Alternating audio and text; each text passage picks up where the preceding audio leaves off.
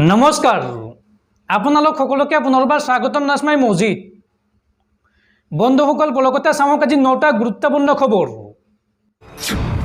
প্ৰথমটো খবৰ, অসমত 1,25,00,000 বাংলাদেশী অনুপ্ৰৱেশকাৰী আছে। বাংলাদেশী অনুপ্ৰৱেশকাৰীসকল অসমত মন্ত্ৰী বিধায়ক আৰু অসম বিধানসভাৰ অধ্যক্ষ পৰ্যন্ত হয়। অসমত খিলঞ্জীয়াৰ অস্তিত্ব বিপদাপন্ন, এই বিস্ফোৰক মন্তব্য ৰাজ্যৰ মুখ্যমন্ত্ৰী ডক্টৰ হিমন্ত বিশ্ব শৰ্মাৰ। অসমত বৰ্তমান অসমীয়াৰ অস্তিত্ব সংকটত। অসমত 1,25,00,000 বাংলাদেশী অনুপ্ৰৱেশকাৰী আছে। 40 বছৰ পূৰ্বেই অসমত এইসকল বাংলাদেশী অনুপ্ৰৱেশকাৰী আহিছিল। সেই সময়ত কংগ্ৰেছ শাসনত আছিল। অসমৰ নিচিনা ভুল ঝাৰখণ্ডে যাতে নকৰে, ঝাৰখণ্ডত এই মন্তব্য মুখ্যমন্ত্ৰী হিমন্ত বিশ্ব শৰ্মাৰ। হিমন্ত বিশ্ব শৰ্মাই লগতে কয় যে 40 বছৰ পূৰ্বেই অসমে এই ভুল কৰিছিল। অসম বাংলাদেশ সীমান্ত তেতিয়া উন্মুক্ত হৈ আছিল। অসমে বাংলাদেশীক প্ৰৱেশ কৰিবলৈ দি ভুল কৰিছিল। পশ্চিমবংগই এই ভুল কৰিছিল আৰু সেই সময়ত নৰেন্দ্ৰ মোদী নাছিল। এতিয়া ঝাৰখণ্ডৰ সৈতে নৰেন্দ্ৰ মোদী আছে। ঝাৰখণ্ডত যাতে বাংলাদেশী সোমাব নোৱাৰে সেয়া নিশ্চিত কৰক, অন্যথা আগন্তুক 20 বছৰত ঝাৰখণ্ডৰ খিলঞ্জীয়া সংখ্যালঘু হৈ পৰিব। অসমত বাংলাদেশী অনুপ্ৰৱেশকাৰী বিধায়কৰ সংখ্যা বৰ্তমান 40 গৰাকী। বাংলাদেশী অনুপ্ৰৱেশকাৰী অসমত বিধায়ক হয়। বাংলাদেশী অনুপ্ৰৱেশকাৰী অসমত অসম বিধানসভাৰ অধ্যক্ষও হয়। প্ৰশাসনতো এনেকুৱা অনুপ্ৰৱেশকাৰী বাংলাদেশী অসমত আছে। অসমৰ জনতাই অস্তিত্ব ৰক্ষাৰ বাবে সংগ্ৰাম কৰি আছে। প্ৰতিদিনে অসমৰ খিলঞ্জীয়া যুঁজি থাকিবলগীয়া হৈছে। অসম এই ক্ষেত্ৰত ভুক্তভোগী, এই বিস্ফোৰক মন্তব্য মুখ্যমন্ত্ৰী ডক্টৰ হিমন্ত বিশ্ব শৰ্মাৰ। পৰৱৰ্তী খবৰ, প্ৰচণ্ড গৰমে দহিছে ৰাজ্য আৰু তাৰ মাজতে ভাৰতীয় বতৰ বিজ্ঞান কেন্দ্ৰৰ আগজাননী। এইবাৰ ভয়ংকৰ হিট ৱেভৰ এলাৰ্ট জাৰি বতৰ বিজ্ঞান কেন্দ্ৰৰ। এইবাৰ তাপমাত্ৰা 40ৰ পৰা 47 ডিগ্ৰীলৈকে বৃদ্ধি পোৱাৰ সম্ভাৱনা আছে আৰু এই সন্দৰ্ভত দেশৰ কেইবাখনো ৰাজ্যলৈ হিট ৱেভৰ সতৰ্কতা জাৰি বতৰ বিজ্ঞান কেন্দ্ৰৰ। বৰষুণ নহয়, এইবাৰ ভয়ংকৰ হিট ৱেভৰ এলাৰ্ট। এই সতৰ্কতা জাৰি IMD আৰু আঞ্চলিক বতৰ বিজ্ঞান কেন্দ্ৰৰ। সমগ্ৰ দেশ দহিছে এতিয়া ভয়ংকৰ গৰমে। দেশৰ কেইবাখনো ৰাজ্যলৈ হিট ৱেভৰ সতৰ্কতা জাৰি বতৰ বিজ্ঞান কেন্দ্ৰৰ। এসপ্তাহৰ বাবে জাৰি কৰা হৈছে হিট ৱেভৰ এলাৰ্ট আৰু তাপমাত্ৰা বৃদ্ধি হ'ব দেশজুৰি। সৰ্বাধিক তাপমাত্ৰা হ'ব 40ৰ পৰা 47 ডিগ্ৰী চেলছিয়াছৰ ভিতৰত। অসম তথা উত্তৰ পূবত আগন্তুক 3 দিনলৈ নহয় বৰষুণ। গুৱাহাটী মহানগৰীত আজিৰ দিনটোত তাপমাত্ৰা হৈছে 34 ডিগ্ৰী চেলছিয়াছ। সেইদৰে তেজপুৰ, বঙাইগাঁও আদি চহৰত তাপমাত্ৰা 35 ডিগ্ৰী চেলছিয়াছ। গৰমৰ বাবে বাক্সাত মূৰ ঘূৰাই বাগৰি পৰিল 10 গৰাকীকৈ ছাত্ৰ ছাত্ৰী। গৰমৰ সময়ত সতৰ্কতা বজাই ৰখাৰ আহ্বান বতৰ বিজ্ঞান কেন্দ্ৰৰ। আৰু এই সন্দৰ্ভত দেশৰ কেইবাখনো ৰাজ্যলৈ এলাৰ্ট জাৰি বতৰ বিজ্ঞান কেন্দ্ৰৰ। কোন কোন ৰাজ্যলৈ এলাৰ্ট জাৰি কৰা হৈছে চাওঁ আহক। উৰিষ্যা, পশ্চিমবংগ, ঝাৰখণ্ড, মহাৰাষ্ট্ৰ, কৰ্ণাটক, অন্ধ্ৰপ্ৰদেশ, পুডুচেৰী, তেলেংগানা, ছত্তীশগড়, ঝাৰখণ্ড আৰু তামিলনাডুত অধিক ভয়ংকৰ হ'ব পৰিস্থিতি। সূৰ্যৰ পোহৰত ছাই হৈ যাব আপুনি। বিশেষকৈ দুপৰীয়াৰ পৰা আবেলি 3 বজাৰ ভিতৰত হ'ব অধিক হিটৱেভ। গা ঢাকি বাহিৰলৈ ওলাব এই সময়ছোৱাত আৰু যিমান পাৰে সিমান পানী খাওক। এই সন্দৰ্ভত স্বাস্থ্য বিভাগে জাৰি কৰিছে বিশেষ সতৰ্কবাণী। সুৰা, চাহ, কফি আৰু বৃহৎ পৰিমাণৰ চেনি থকা কাৰ্বনেটেড পানীয় পৰিহাৰ কৰিবলৈ পৰামৰ্শ স্বাস্থ্য বিভাগৰ। আৰু এই সময়ছোৱাত অতিৰিক্ত পানীয় হ্ৰাস হ'ব পাৰে বা পেটত বিষ হ'ব পাৰে, এই সতৰ্কবাণী শুনাইছে স্বাস্থ্য বিভাগে। পৰৱৰ্তী খবৰ, নাগৰিকত্ব সংশোধনী আইন চমুকৈ কাৰ জৰিয়তে দেশত আৰম্ভ হ'ল নাগৰিকত্ব দিয়া। প্ৰথম পৰ্যায়ত নাগৰিকত্ব সংশোধনী আইন চমুকৈ কাৰ অধীনত নাগৰিকত্ব দিয়া হৈছে 14জনকৈ লোকক আৰু তাৰ পিছতেই মোদীৰ গেৰাণ্টি পূৰণ হোৱা বুলি দাবী গৃহমন্ত্ৰী অমিত শ্বাহৰ। কাৰ অধীনত নাগৰিকত্ব পালে প্ৰথম 14জন লোকে। প্ৰথম 14জনক দিয়া হ'ল ভাৰতীয় নাগৰিকৰ প্ৰমাণপত্ৰ। কেন্দ্ৰীয় গৃহ সচিব অজয় কুমাৰ ভাল্লাই প্ৰদান কৰে এই প্ৰমাণপত্ৰ। নতুন দিল্লীত 14জন লোকক নাগৰিকত্বৰ প্ৰমাণপত্ৰ প্ৰদান কৰা হৈছে।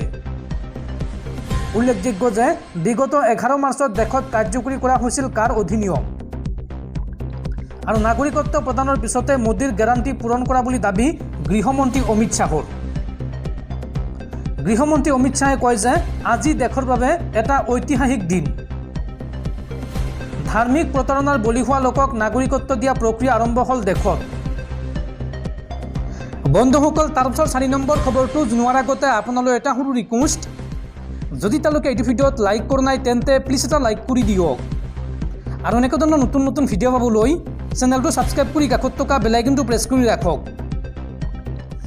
পৰৱৰ্তী খবৰ, ৰাজহ সংগ্ৰহৰ উদ্দেশ্যে কটন বিশ্ববিদ্যালয়ৰ মাটি লিজত দিয়াৰ কথা ঘোষণা কৰাৰ পিছতে এই কাণ্ডত ক্ষুণ্ণ হৈ পৰিছে ৰাজ্যৰ মুখ্যমন্ত্ৰী হিমন্ত বিশ্ব শৰ্মা। হিমন্ত বিশ্ব শৰ্মাই এই সন্দৰ্ভত কয় যে কোনো কাৰণতে বিশ্ববিদ্যালয়ৰ মাটি কোনো ব্যক্তি বা প্ৰতিষ্ঠানক লিজত দিয়া নহ'ব। কটনৰ সম্পত্তি কোনো কাৰণতে বাহিৰৰ প্ৰতিষ্ঠানৰ হাতত দিয়া নহ'ব। কটন কলেজৰ এটা চহকী অতীতকে কৰি আনিছে কটন বিশ্ববিদ্যালয়ে। বিশ্ববিদ্যালয় কৰ্তৃপক্ষই এই সিদ্ধান্ত তৎকালে বলবৎ হোৱাকৈ বন্ধ কৰিব লাগিব। এই নিৰ্দেশ মুখ্যমন্ত্ৰী হিমন্ত বিশ্ব শৰ্মাৰ। পৰৱৰ্তী খবৰ, ভাৰতৰ শ্বেয়াৰ বজাৰত ভয়ংকৰ খহনীয়া। ভাৰতৰ শ্বেয়াৰ বজাৰ এৰিছে বিদেশী বিনিয়োগকাৰীয়ে। নিৰ্বাচনী অনিশ্চয়তাৰ মাজতে মেৰ প্ৰথম 10 দিনত বিদেশী বিনিয়োগকাৰীয়ে ভাৰতৰ ইকুইটিৰ পৰা উলিয়াই নিলে 17,000 কোটি টকা, যাৰ পৰিপ্ৰেক্ষিতত লাখ লাখ টকা লোকচানৰ সন্মুখীন হৈছে ভাৰতীয় বিনিয়োগকাৰীসকল। পৰৱৰ্তী খবৰ, এইবাৰ নিৰ্বাচনত বিজেপিয়ে 400খন আসন পালেই নাইকিয়া হ'ব জ্ঞানবাপী মছজিদ, উঠাই দিয়া হ'ব মুছলমানৰ নামত থকা সংৰক্ষণ আৰু মোগলে কৰি যোৱা লেতেৰা কাম চাফা কৰি যাব বিজেপিয়ে। দিল্লীত এই ঘোষণা মুখ্যমন্ত্ৰী হিমন্ত বিশ্ব শৰ্মাৰ। বিজেপিয়ে এইবাৰ নিৰ্বাচনত 400খন আসন পালেই নাইকিয়া হ'ব জ্ঞানবাপী মছজিদ। জ্ঞানবাপী মছজিদৰ সলনি তাত থাকিব কাশী বিশ্বনাথ মন্দিৰ। মোগলে কৰি যোৱা লেতেৰা কাম চাফা কৰি যাব বিজেপিয়ে। কৃষ্ণ জন্মভূমিত ঈদগাহৰ সলনি থাকিব পবিত্ৰ মন্দিৰ। ভাৰতত বহু বস্তু চাফা কৰিবলগীয়া আছে। উঠাই দিয়া হ'ব মুছলমানৰ নামত থকা সংৰক্ষণ, তাৰ সলনি সংৰক্ষণ দিয়া হ'ব ST, SC আৰু OBC। ধৰ্মৰ আধাৰত আমি কোনো পধ্যেই সংৰক্ষণ হ'বলৈ নিদিওঁ। দিল্লীত এই হুংকাৰ মুখ্যমন্ত্ৰী হিমন্ত বিশ্ব শৰ্মাৰ। পৰৱৰ্তী খবৰ, দেশৰ প্ৰধানমন্ত্ৰী নৰেন্দ্ৰ মোদী কিমান ধনী? প্ৰধানমন্ত্ৰী নৰেন্দ্ৰ মোদীৰ সম্পত্তিৰ পৰিমাণ কিমান আপুনি বাৰু জানেনে? চাওঁ আহক প্ৰধানমন্ত্ৰী মোদীৰ সম্পত্তিৰ তালিকা। প্ৰধানমন্ত্ৰী নৰেন্দ্ৰ মোদীৰ সম্পত্তি কিমান আপুনি জানেনে? নিৰ্বাচনী মনোনয়ন পত্ৰসহ দাখিল কৰিলে ব্যক্তিগত সম্পত্তিৰ তথ্য। নিৰ্বাচন আয়োগে দেশবাসীৰ আগত প্ৰকাশ কৰিলে মোদীৰ সম্পত্তিৰ তালিকা। প্ৰধানমন্ত্ৰী নৰেন্দ্ৰ মোদীৰ এখনো নাই ব্যক্তিগত বাহন। 31 মাৰ্চ 2024লৈকে প্ৰধানমন্ত্ৰীগৰাকীৰ নগদ ধনৰ পৰিমাণ 52,920 টকা আৰু 28,000 টকা নিৰ্বাচনী প্ৰচাৰৰ বাবে খৰচ কৰিছে প্ৰধানমন্ত্ৰী মোদীয়ে। ছেভিংছ বেংক একাউণ্ট আৰু ফিক্সড ডিপজিটত থকা টকাৰ পৰিমাণ হৈছে 2.85 কোটি টকা।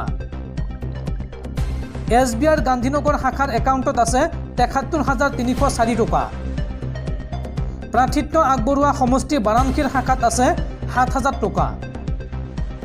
নেশ্যনেল ছেভিংছ চাৰ্টিফিকেট একাউণ্টত জমা আছে 9,12,000 টকা। 4টা সোণৰ আঙুঠিৰ গৰাকী প্ৰধানমন্ত্ৰী নৰেন্দ্ৰ মোদী। 4টা সোণৰ আঙুঠিৰ বৰ্তমান বজাৰ মূল্য 2,67,750 টকা। নিজৰ নামত এতিয়ালৈকে এটা বাসগৃহ নাই প্ৰধানমন্ত্ৰীগৰাকীৰ। এই তথ্য দাখিল কৰা প্ৰধানমন্ত্ৰী মোদীয়ে তথ্য দাখিল কৰা অনুসৰি আহমেদাবাদৰ বাসিন্দা প্ৰধানমন্ত্ৰী নৰেন্দ্ৰ মোদী আৰু দিল্লী বিশ্ববিদ্যালয়ৰ পৰা BA পাছ কৰিছে আৰু গুজৰাট বিশ্ববিদ্যালয়ৰ পৰা MA পাছ কৰিছে প্ৰধানমন্ত্ৰীগৰাকীয়ে। প্ৰধানমন্ত্ৰী মোদীয়ে নিজৰ মনোনয়ন পত্ৰত এই কথা উল্লেখ কৰিছে। পৰৱৰ্তী খবৰ, বিহাৰত অসম আৰক্ষী কৰিওৱা বাহন দুৰ্ঘটনাগ্ৰস্ত। ট্ৰাকৰ সৈতে বাছৰ মুখামুখি সংঘৰ্ষ আৰু এই সংঘৰ্ষত আহত হৈছে কেইবাজনো আৰক্ষী জোৱান।